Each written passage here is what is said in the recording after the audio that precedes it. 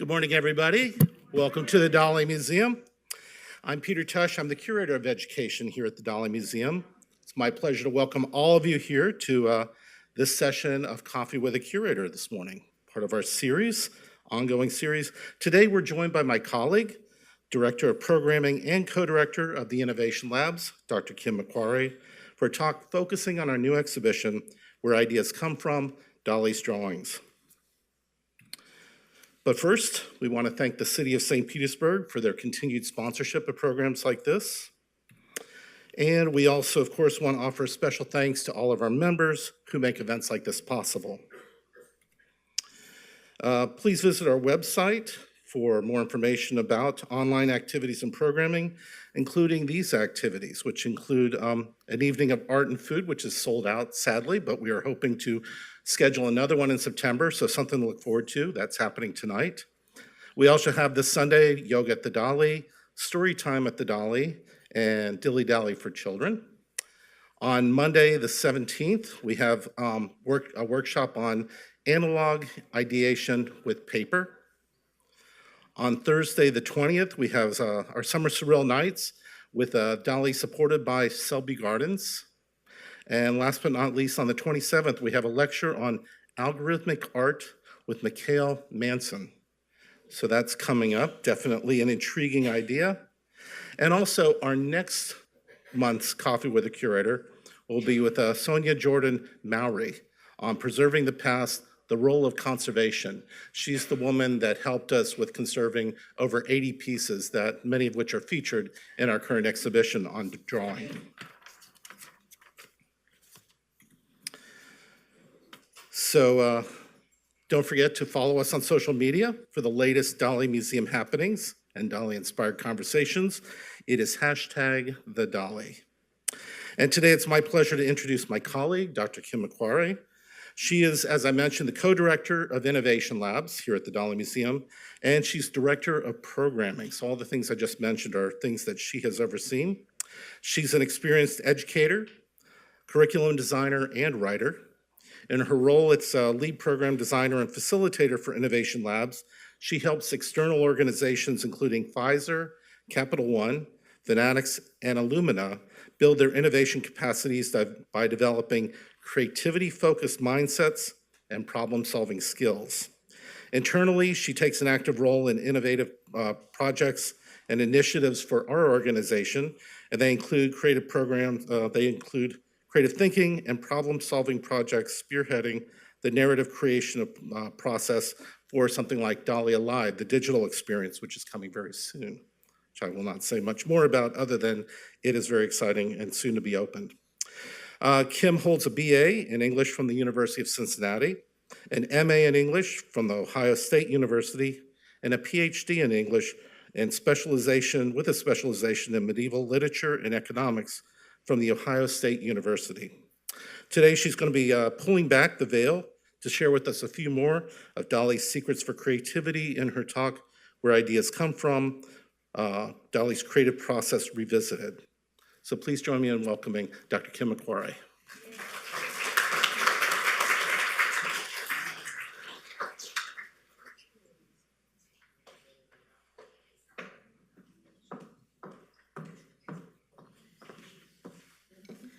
Good morning. Thank you very much, Peter, for that kind introduction, and super excited that I'm seeing so many people here today. Did that just change? Okay. Don't scare me like that. Technology and I have never been the best of friends, so I want to make sure that everything is good to go. I wanted to start by thinking about why I chose to use revisited in the title. And I chose this because, as Peter mentioned, I run the Innovation Labs program here at the Dalí. And so I've given a lot of thought over the last 5 years to Dalí and his creative process and the way that he can serve as a model for creative thinking and problem solving. But when this new exhibit opened, Where Ideas Come From, it gave me an opportunity to see Dalí with fresh eyes, which is something that having these new exhibitions allows you to do. It's as if you have a prism and you can flip it and you can then see a new facet.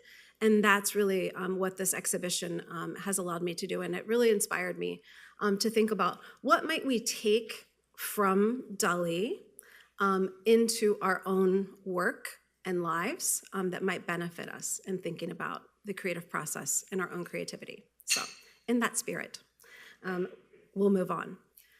So the first thing that I want to establish, and I'm hoping that I'm preaching to the choir here, is Dalí's status as a creative icon. Now, of course, part of that status comes from images which have become so imprinted on our human psyches that we see them reproduced even in the most unlikely of places.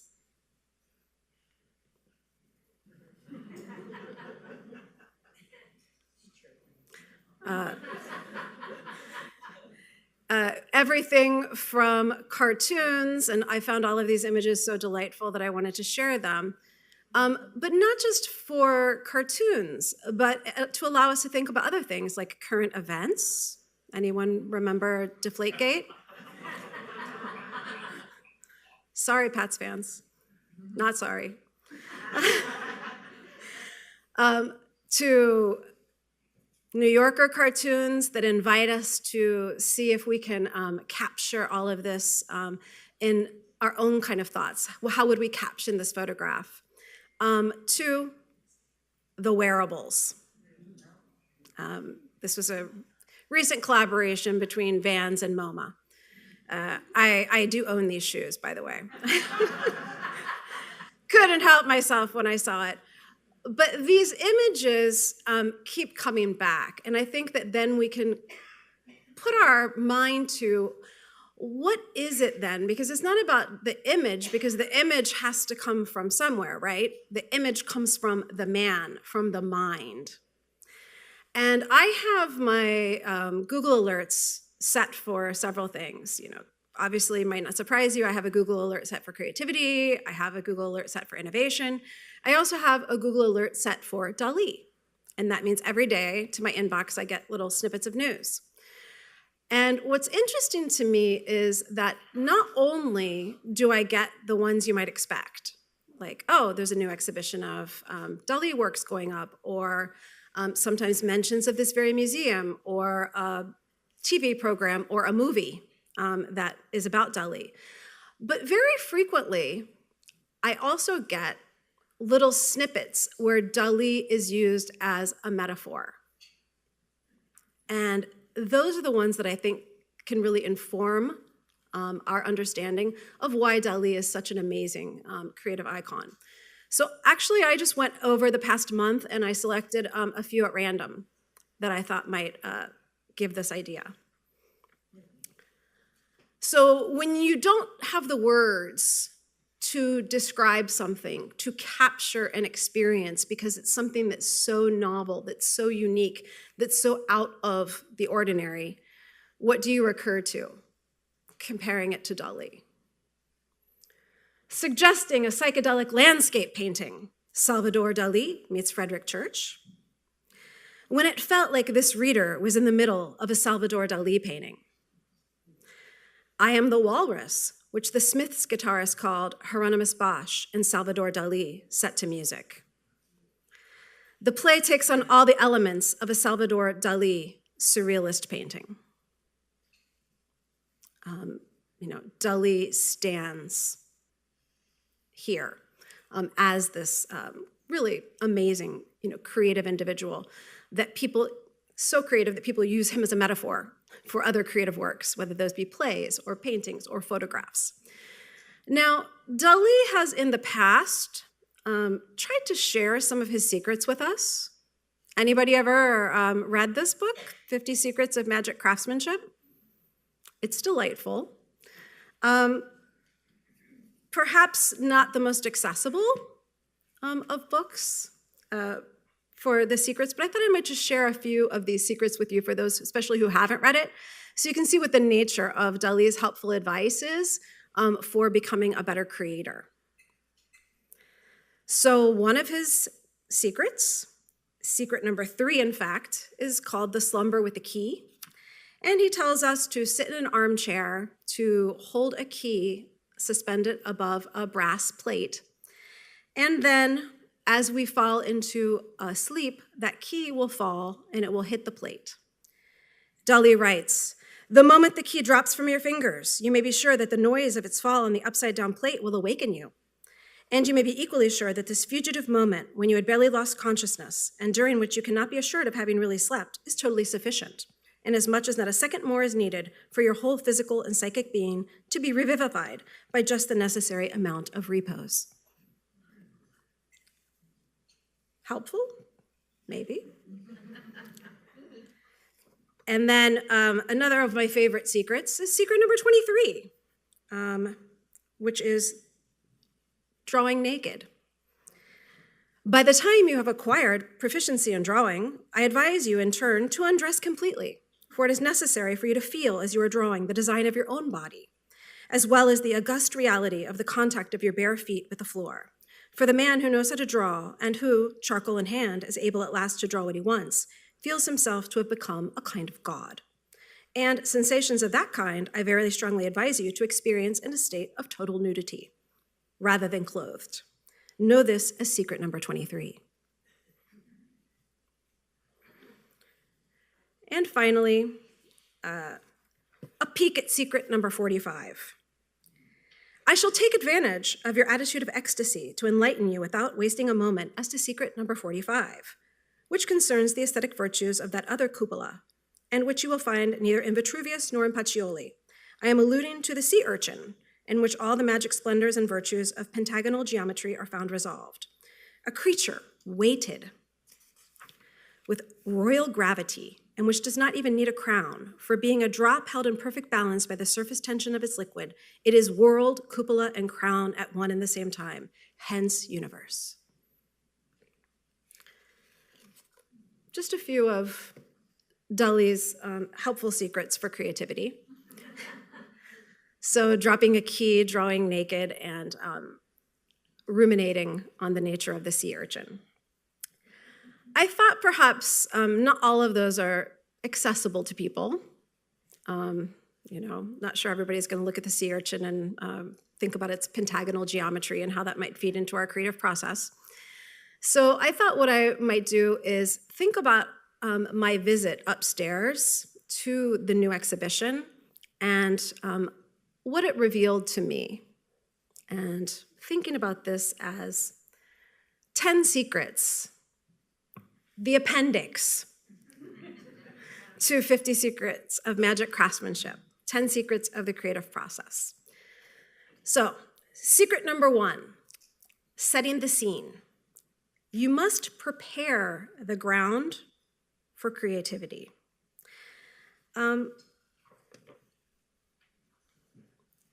trying to preface each of these sections with a quote from Dalí, and this one really struck me. The surer and more devoid of surprises are your means, the more astonishing miracles you will realize.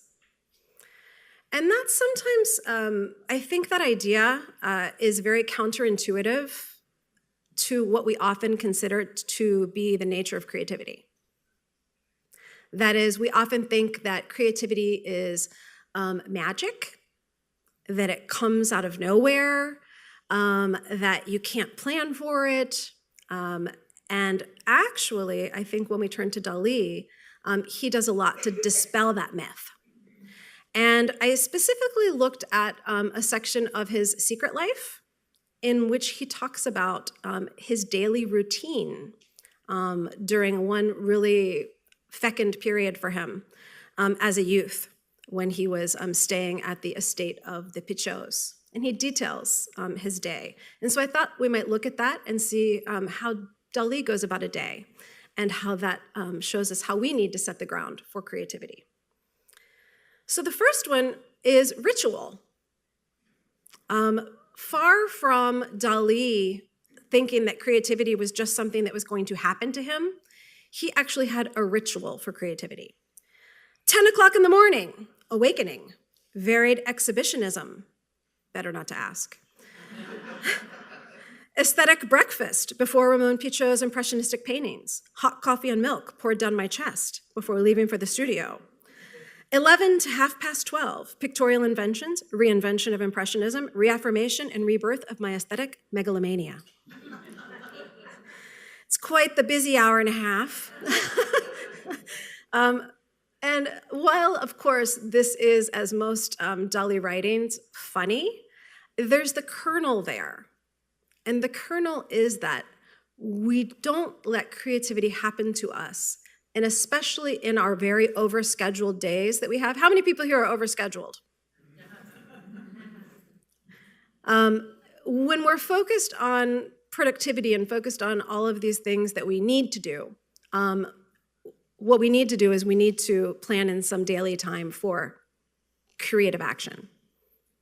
And that doesn't mean that every day, that hour or that hour and a half is going to help you produce a masterwork or the next great American novel. But what it means is that you are feeding that spirit that's necessary to move towards those kinds of creative ends. And this is something that Dalí understood from a very young age. And he carved out time every single day to involve himself in some kind of creative activity. And here's a picture of a young Dalí practicing secret number 23, drawing in the nude, wearing a crown in his studio. I like to think this is his 11 to 12:30 there in his bathtub, his laundry studio.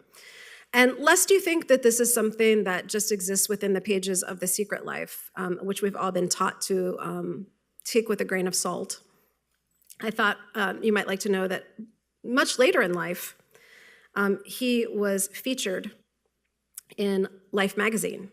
And if you notice here, they talk very much about his schedule. He arises at 7:30 each morning and puts on dark trousers, a black velvet jacket, and a red vest.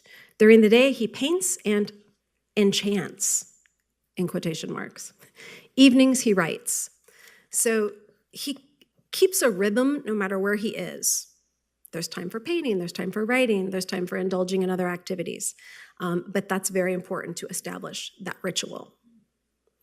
So that was Dalí's morning as a child. In the afternoon, he focused on fostering his curiosity. If you asked me what is a superpower of creativity, or what's the key, it's curiosity. If we're not curious, if we don't want to know why and how something is, it's going to be very hard for us to move towards being creative and innovative. And Dalí really fed his curiosity. So he had this little garden of animals that he would go out to every day. And the monster of my zoological garden was a lizard with two tails, one very long and normal and the other shorter. This phenomenon was connected in my mind with the myth of bifurcation, which appeared to me even more enigmatic when it manifested itself in a soft and living being. What was the meaning of that problem of the bifurcated line, and especially of the bifurcated object? So I want you to imagine, a young Dalí looking at a lizard, and the lizard has this deformed tail, and it spins him out into a reverie, a line of thinking in which he wants to think about what does it mean for something to divide into two, and how does that feed into other things? And that's the very nature of curiosity. Taking that spark and then letting it spark other ideas and other questions and then following those out. And again, this is something that Dalí built into his daily ritual. We can see this throughout Dalí's works, but I was really struck by a lot of the sketches upstairs, and this is one of them, in which Dalí uses his sketching as a means to explore his curiosity about concepts. In this case, this is a study for Nature Morte, a painting that maybe a lot of us are familiar with. And he's very interested in this concept of investigating the uncertainty principle And how can we know both the position and the momentum of something at the same time? And you can see that here, where we see objects still and objects in motion. And this is him kind of like working through those ideas that will then become this masterwork that we have upstairs in our gallery. Curiosity leads to great things. And finally, at the end of Dalí's day, he built in time for imagination. My daily twilight visit to the terrace at the top of the tower was by all means the most eagerly awaited and the most solemn moment of my days. From the summit of this tower, I was able to continue to develop the kinds of grandiose reveries which I had begun previously on the roof of my parents' house in Figueres. This is maybe something that's a little bit harder for us. Maybe I can sell you on, okay, let's build in some time for creativity, and curiosity is important. But a lot of times, the idea of standing there doing nothing except letting your mind wander, we view as, you tell me, what do we view it as? Wasting time, absolutely. But it's absolutely not wasting time, because it's in those kinds of imaginative wonderings that we're able to move beyond our empirical observed experience to things that do not exist, have not existed, may yet exist though. And I think a really great example of this is our baseball and ballerina. We live in a state in which we share status as one of the great tourist attractions with Disney, of course. And, Disney is so famous for its focus on imagination and creativity that the people who work there are called Imagineers. And yet, I want you to think that when Dalí went to work on this drawing and others that would then become, some decades later, Destino, Dalí was so creative and so devoted to the life of the imagination that he was too creative for Disney. Yes, too imaginative for the chief Imagineer, which I think is pretty interesting. So secret number one, creativity does not just happen. You must prepare the ground through ritual, curiosity, and imagination. Secret number two, no place like home. Find your happy place. I am home only here. Elsewhere, I am camping out. A lot of times, another thought that we have about creativity has to do with, once you build in that time, you have to figure out where that activity is going to take place. And I think this has really come to the fore now more than ever because of the pandemic and the work from home situation. And people are super passionate about that debate. I'm not going to get into it, but there are some people who I absolutely work better from home, and there are other people who I absolutely work better in my office, and for very different reasons. But it's really important to know which environment nurtures what kind of activity. Because there's certain environments that nurture task-oriented activities, answering emails, making phone calls, working on reports. And there's certain environments that nurture creative activity, which is that blue sky thinking, getting into that imaginative space. Dalí, very early on, knew that his homeland was the place that most fed and nurtured his own creativity. Here, I love this painting in terms of find your happy place, because as many of us know, Dalí was suspended a couple of times from school. And on one of his periods of suspension, he came home. And this is, if you look at Dalí's complete works, obviously we in our museum have a wonderful collection, but if you also go online and look at the Catalogue Raisonné, which is the complete works, you can see there are very few paintings that have this idyllic spirit. And I think that's because, Dalí has just been through this incident that has been difficult and painful, and he's back home and he's in his happy place. And this is what Caracas, Figueres, this whole area represents for him. It's really the font of his inspiration and his creative abilities.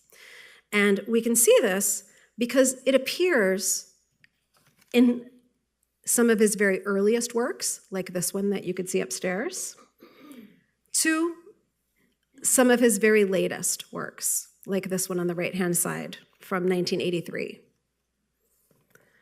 It's the same landscape. It's continually feeding him and feeding his creativity.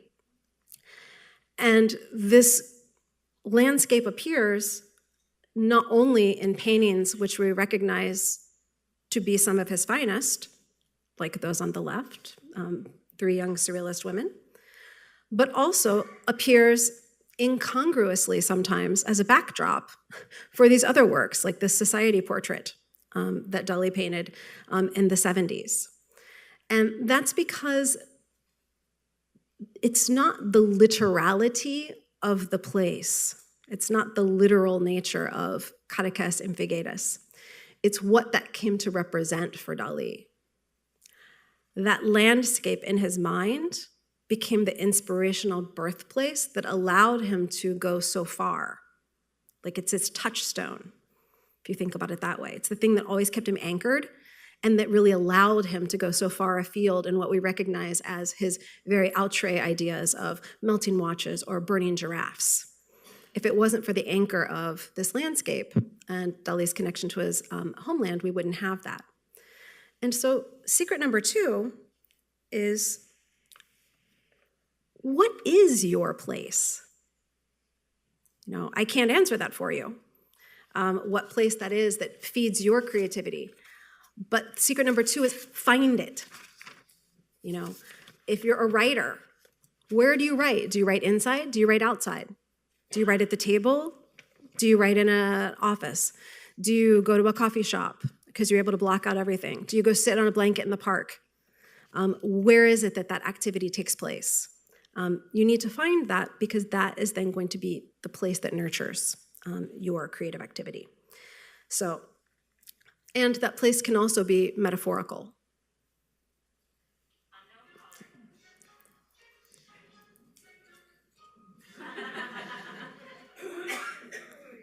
You didn't know you got dinner and a show, right? I kind of like that. That's jaunty. Don't worry. Part of the secret of creativity? Plan, and then roll with the punches. That one's for free. That'll be 11. Secret number 3, creativity is a process, so embrace the journey.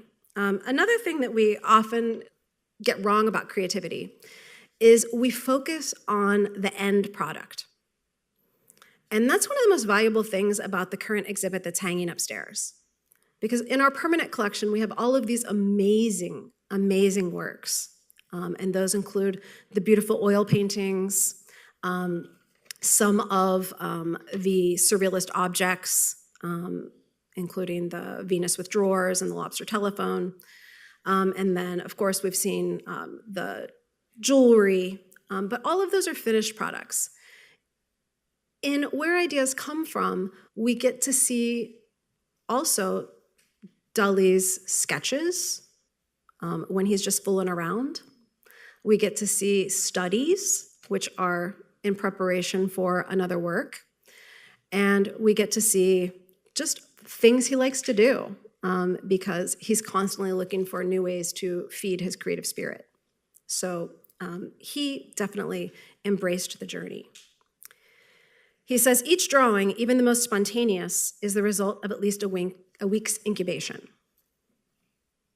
And, again, this kind of goes back to our romantic idea of the artist that we have from so many media representations, the lone artist in the garret, standing in front of the blank canvas or with a blank paper in front of them, and they're waiting for the inspiration of the muse to strike, when really creativity is a process. We think about something. Dalí had things he wanted to think about. How do I represent, when he starts to read Freud, one of his big tasks was, how do you represent the internal psychic space as an external physical representation? Do you think that's something you decide in a day? No, absolutely not. You need to explore and you need to think about it. Another one of Dalí's works that took a lot of thinking were how his double image paintings were going to work.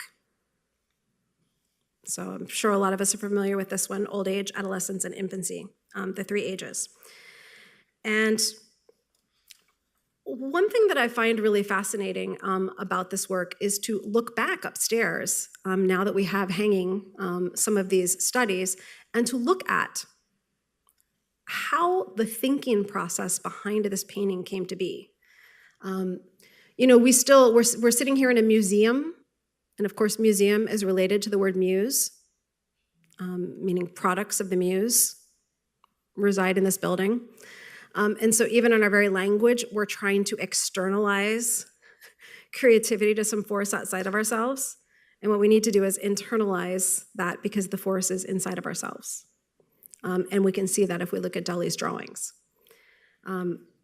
Study for 3 ages. I can flip back. And you can see he's just playing with this idea of these apertures and how the shape of these apertures might come to correspond to human faces.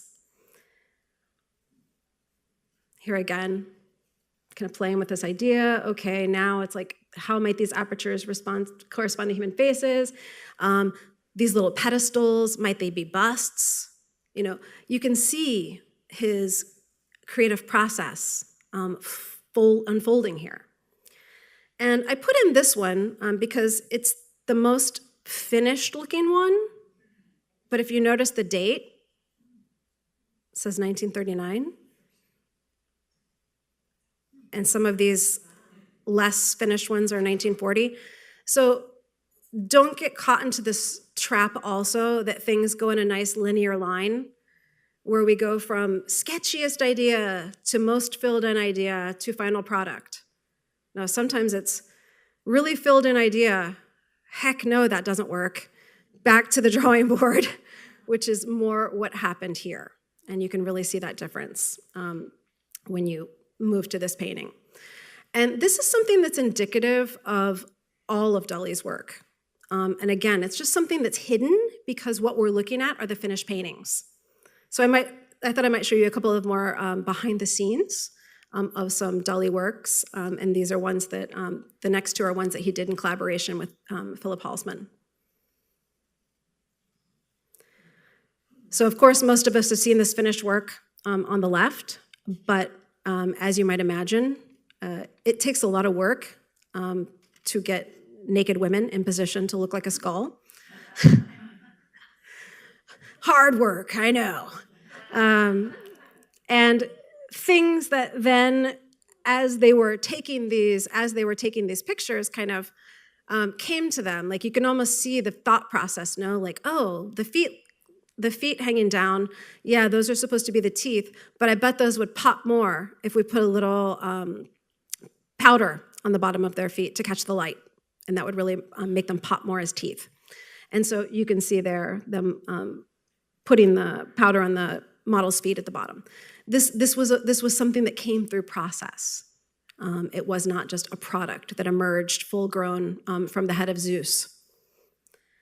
And of course, one of everybody's favorites, Dalí Atomicus. And I have it on good authority that this cat was fine afterwards. But there were between 20 and 30 takes of this photo. And if you look at the notes, you can see where the notes were made on the photos about everything that wasn't quite right. whether it was like jumping too early or the water was thrown too late or the picture was being covered. There was something that wasn't quite right, and it had to be done, I think it was like 28 times before it could get to that shot that was the right one. And secret number 3 is there's no shortcut to creativity. So embrace the process with its stops and its starts, its successes and its failures, because all of those are leading to the goal. Secret number 4, switch lenses. Widen your possibility space. And widen your possibility space is a phrase that I often use with clients who come to the innovation labs.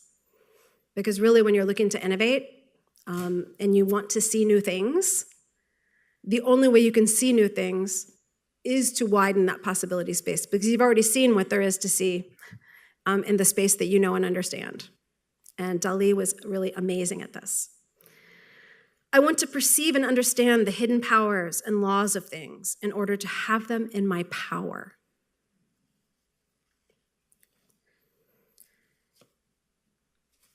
Now, when you ask the average person, and I do this because I do labs all the time for external clients, some of whom are fans of Dalí, but many of whom are not particular fans of Dalí. They're here, as part of a workshop or a team building exercise or a gallery experience. And I start out by asking them, what's the first thing that pops into your mind when you think of Dalí? What do you think is the first thing they say? Yeah. It's actually melting clocks or melting watches, closely followed by mustache. But usually melting clocks is the first one that pops into their mind. And the really interesting thing about that is there's a really interesting story, though, of how changing lenses can widen your possibility space behind what is one of the really iconic images of Dalí. So, of course, we saw earlier persistence of memory. And we know that in the early 30s, this is when Dalí is really immersed in contemplating a lot of the precepts of surrealism, and he's particularly taken with Freud and Freudian psychology, and very interested in how one might mine and understand the ways in which the unconscious speaks to us and what it might have to reveal. And so, of course, there's the very wonderful story about how this image came to be. One night, I think Gala and a friend went off to the cinema after dinner, and Dalí was left there contemplating, the remnants of the dinner on the table, and there was a very lovely piece of camembert cheese that, of course, if you leave it out at room temperature long enough, becomes fluid. And in his mind, this connected then to him with the idea of how hard forms become soft. And of course, hard and soft forms were of continual fascination for Dalí. Another reason why he was very fascinated by sea urchins, we looked at earlier. I think Dalí is a human, where our soft is on the outside and our hard is on the inside, was very thoughtful about what it might be like to be different, where your exoskeleton was protecting your soft interior. And so these messages really speak to like a deep psychic need on the part of Dalí. But of course, the really amazing thing about Dalí, and the reason why he is such a creative icon, is because Dalí could have stayed here, right? I mean, this is the iconic image of surrealist painting. Believe me? I mean, absolutely. Like if you ask somebody, surrealism, the painting that launched 1 million dorm rooms, right? I mean, this is the painting. He repainted it. I mean, how ballsy do you have to be to go back to what everyone recognizes as your masterpiece, to repaint it? And that's because in the early 50s, Dalí was looking through a different lens. he wasn't looking through the lens of Freud and the lens of our psychic experience.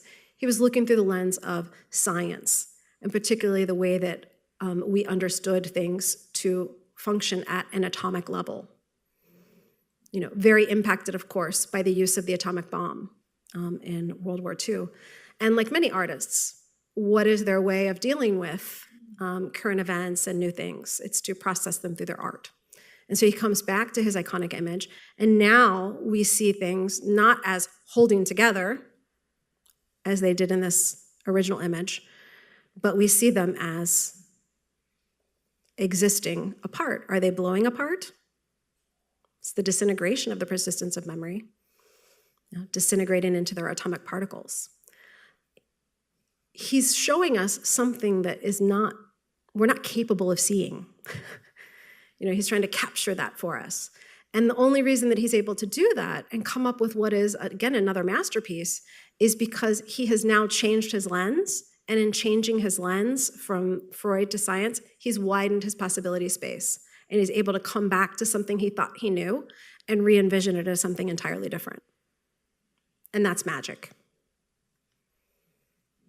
So, moving from Freud, where you want to get inside the head and figure out what people are thinking, to moving to science and trying to figure out how things are working at this atomic level. And that allows us to see the original soft watch as not so soft anymore. This isn't the same soft watch of the persistence of memory. This one is a little more rigid, brittle. It feels like it's breaking into pieces in a way that the other one does not. So from a runny camembert to this kind of more brittle atomic clock. Now, secret number 4 is we need to constantly switch lenses to break out of our ingrained habits of seeing and understanding. Every lens we adopt widens our possibility space, allowing us to see more and to see previously understood things in new ways. Secret number 5 on the cloud game: harness the power of your vision. How many people here like to play the cloud game? If you don't like to go outside very much and you have travertine inside your house, you can play the same game. It's called the travertine game. You can see a lot of weird shit in there. Yeah. Sometimes I'm doing exercises, I'm doing push-ups, and I'm looking at their travertine, and I'm like, look, a demon. And my children are like, oh God, Mom's at it again. But part of the reason that I do that, and that's not something that I was wont to do before I worked here, because going back to our idea of how exercising the imagination is often seen as an activity that's not useful, I was really focused on my vision as being useful. Yes, I'm focusing my vision on this because I need to see it and understand it in order to progress to the next step in my life. Not that I'm willing to kind of sit there and look at something and see what coalesces. But when we do that, we realize, as Dalí suggests, to look is actually to invent. Looking is not a passive activity.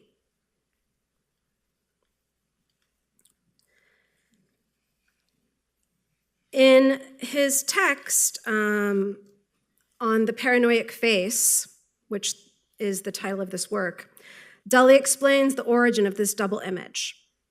After a study, when I was obsessed in a deep reflection on Picasso's faces, in particular those of the Black period, I looked for an address in a pile of papers, and suddenly I saw myself altered by the reproduction of a face I believed corresponded to Picasso, a face absolutely unknown. Suddenly this face disappeared and I realized the illusion. So Dalí is shuffling through some papers, sees this, and a known face pops into his mind. And remember, this is the phenomenon of pareidolia. Our brains very frequently take random bits of information and make them coalesce into meaningful patterns. So if you've ever been looking at the wall and you see the outlets, the electrical outlets, that's the easiest pareidolia. You see the little outlet and you think it looks like cute little eyes and a smiley face. Or if you remember the Virgin of Clearwater. Anybody remember that phenomenon? Yeah, so those are pareidolia phenomena. It's easier to see, of course, if we flip it sideways.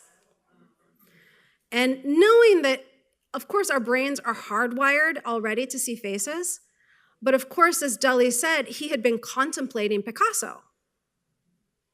That had been on his mind. And so in that contemplation, it changed what he saw. Like, it was not a face, like it was a postcard. And I guess I have to make that really clear because, we see the face and they're like, it's a face. It wasn't a face, it was a postcard. But Dalí looked at the postcard and saw a face.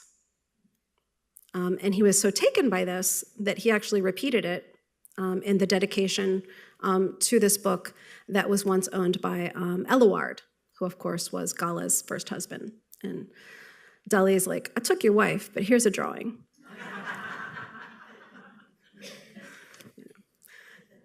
Compensation. He didn't really say that, but I like to think he did. But the real secret of number 5 is that looking is not passive, and our brain will harness our visual inputs and offer opportunities for imaginative creation, but only if we allow it. So if you're too busy to lie down on your back and let the clouds coalesce into images, then you're cheating yourself out of a chance to expand that plasticity of your brain so that then you can engage in that same activity with different inputs. In a sense, playing the cloud game has made me a better professional because now I can look at different data points and they can coalesce in ways that they would not have before with my old kind of very task-focused vision. So that's secret number 5. Secret number 6, ideation is king. More ideas equal better ideas. Ever modest, Dalí, I don't know what would become of me without my extraordinary, fabulous capacity for invention, which enables me to survive in spite of everything. And of course, this is absolutely true. Dalí's capacity for imagination is unparalleled. One of my favorite stories is when Dalí was gifted, please don't ask me why, with a whalebone. My capacity to profit from everything is unlimited. In less than an hour, I have listed 62 different applications for these whale vertebrae. A ballet, a film, a painting, a philosophy, a therapeutic decoration, a magical effect, a hallucinatory method, both Lilliputian and psychological because of its so-called fantasies of grandeur, a morphological law, proportions exceeding human measurement, a new way to pee, a brush. All this in the shape of a whale's vertebrae. Because like Dalí, I have the sense of humor of a 15-year-old boy. I'm really stuck on the new way to pee.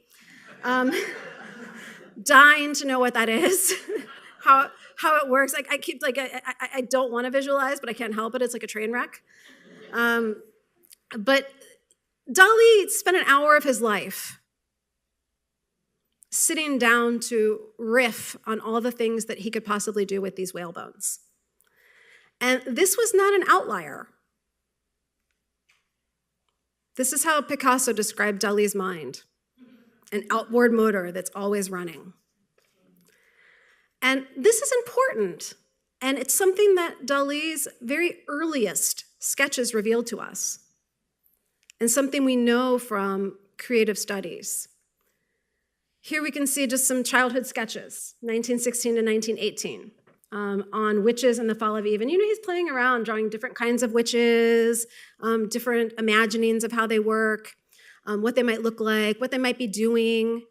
And we know from analyzing creative thought that the best predictor of an innovative idea is the number of ideas that are generated. And that's usually the problem. It's because people sit down to do something like a brainstorm or to come up with ideas, and they generate the first group of ideas, and they don't realize that those are the run-of-the-mill ideas. And you have to generate them. You have to get them out of the way, right? You got to get them out of your head because they're taking up space. But then you have to push yourself for more. It's been shown that the most innovative ideas, if you divide brainstorming efforts into thirds, the most innovative ideas come from the third of ideas that are generated. And it benefits you, because here's Dalí riffing around on some different things, right? Sometimes those riffs reappear later in different works, because more ideas leads to the better idea. And that's the image that stuck with him, and it's the one he wanted to reproduce. So when it comes to ideas, go for quantity. When you think you're tapped out, push for 10 more ideas. It really is the key to creative success. Secret number 7, and a favorite of mine, play around. Practice the foundation of learning. I want you to think back to when you were a kid. What is the first way that children learn? Play. Yes? They learn things through playing. And they learn concrete things like shapes and colors and letters, but they also learn social things like how to share and how to, work with others. Somewhere around the age that kids learn to read, we decide that play is no longer useful and that all of our learning should take place via text. I think we're losing out by adopting that idea. I have amused myself all my life by playing with flies rather than chasing them away. Not sure I'm a fan of the flies personally. Well, that's not true. You'll see in a minute I'm a huge fan of the flies. But I wanted to just focus on a series of works that you're going to find upstairs that are just a joy, because they're not produced necessarily for a certain purpose or a certain object. They're the result of play and exploration. It's probably an apocryphal Platonic quote, but I think there's that play is the highest form of research. Here we have an exquisite corpse. People who've played exquisite corpse before know that the first person draws something, lets the lines pass a little bit onto the second fold, folds it over so that the next person can't see what they drew. The next person grabs, and from the lines that are hanging over, think about what do those lines suggest to them, and then they draw something and let the lines hang over to the third fold, and so on. And you can do 3 or 4 folds in the paper, depending on how many people in your group. It's a lot of fun. And this is one that Dalí engaged in, not for the sake of, I'm going to take this and sell it, but for the sake of, let's indulge our play instinct and see what happens. Not sure what you think of happened there. Or a technique like decalcomania, where you put ink or paint onto the paper, fold it over, and then unfold it, and see what does it suggest to you. Again, that's a combination of 2 techniques, right? Playing and then harnessing your mind's power to invent by looking. Because I look at that, and as Dalí looked at it, he's like, head of a donkey, of course. It's not a head of a donkey. I mean, he threw some ink on there and folded it over and then opened it up, right? But it suggested to him the head of a donkey, and it's so suggestive that when I look at it, that's what I see. And then, of course, some of his great transformation experiments, which are play. He did these 2 upstairs in the same year, and one's called The Ship, and the other one's called The Sheep.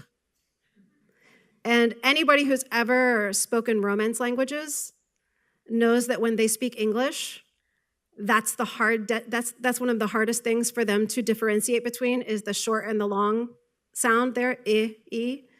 So when my Greek godmother, who spoke French growing up, says she wants to go to the beach, it sometimes sounds like she wants to go to the... person she doesn't like very much. So of course, this was playful for Dalí, right? Sheep, ship. And he looks at this interesting little print of sheep. And I overlaid Dalí's work on here, and it's just going to fade in slowly. So you can see that when Dalí looked at this, he just let his mind play. What might this be if I just let my mind play?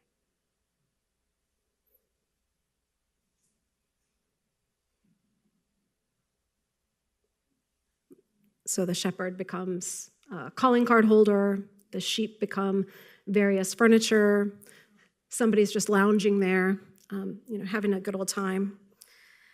And then my favorite is the flies, 7 flies in a model.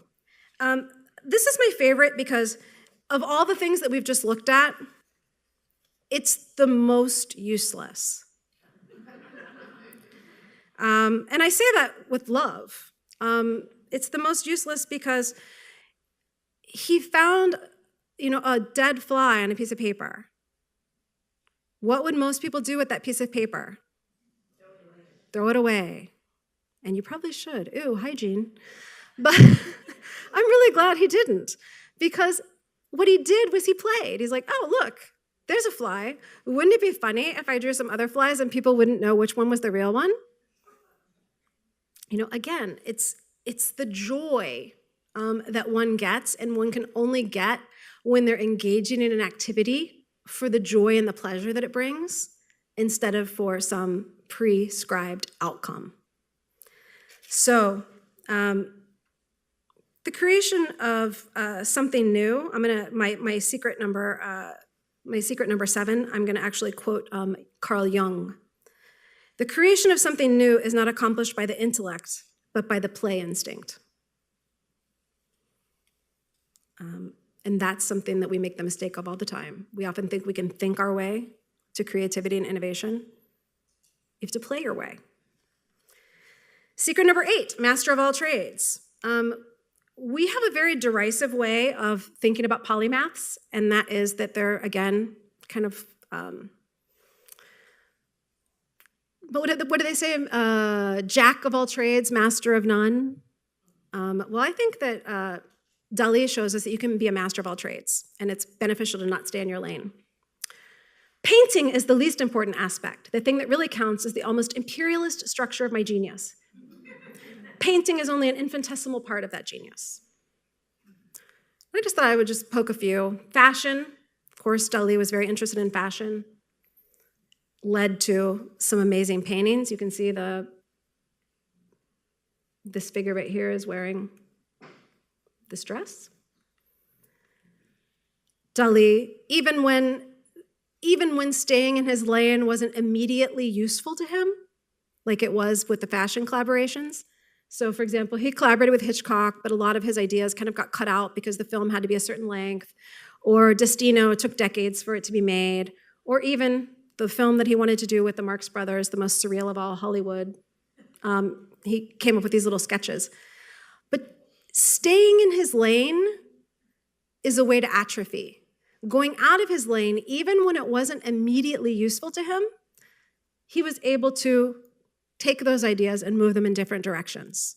So he took this initial idea that he came up with for a film that never happened, and he was able to use it to come up with this for the ballet set. So those ideas are never lost. So go broad instead of go deeper into your expertise, and that can lead to creative connections. Secret number 9, do things differently. Focus on experimenting. There's a section in his Secret Life where he talks about how boring people are. He says, I cannot understand why human beings should be so little individualized, why they should behave with such great collective uniformity. And Dalí was out to break that uniformity. He was out to do things differently. Whether that was painting with a gun, or picking up an octopus tentacle and dipping it in ink and using that as the implement instead of strictly his brush, whether that was leveraging holograms to finally realize that long-held dream of artists, which is how can you create an actual 3-dimensional understanding of an object when you're working in a two-dimensional medium.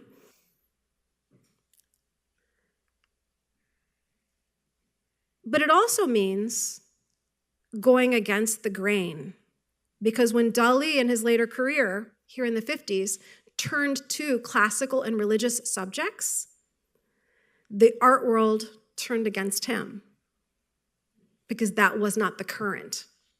The current was for abstract expressionism and moving away from those things, of course, in the wake of a world war that had left people very disillusioned with the world, and representational images and religious images didn't seem very useful to many of the artists of the time. But Dalí wasn't to be cowed, and he did use abstract expressionism. But he used abstract expressionism for his own ends, here to create a picture of the coronation of the Pope.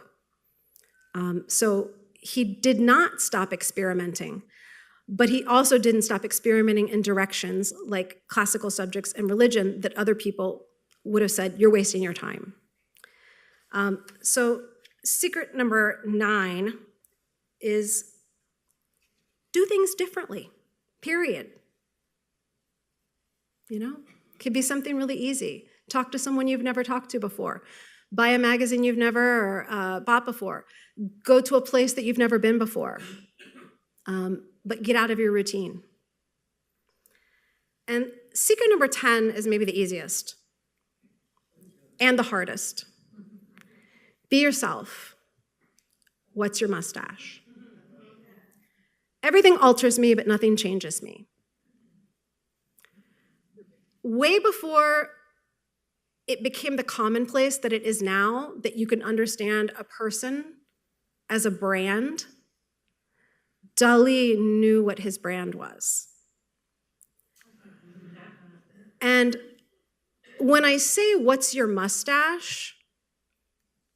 I say, what is that thing about you that is unique to you, that encapsulates you, that could be a stand-in for you, that people would immediately understand?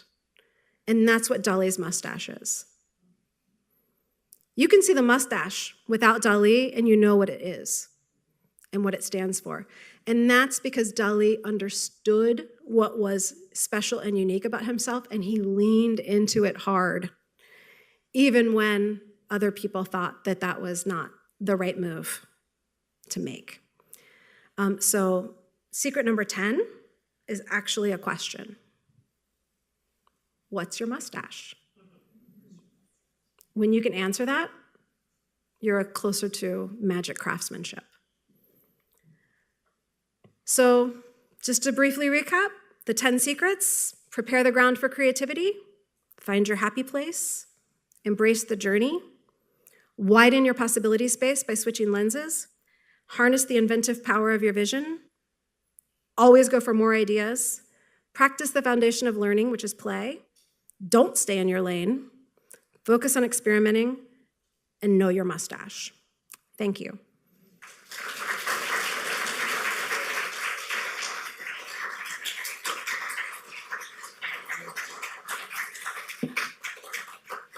I'm happy to answer any questions if people have them.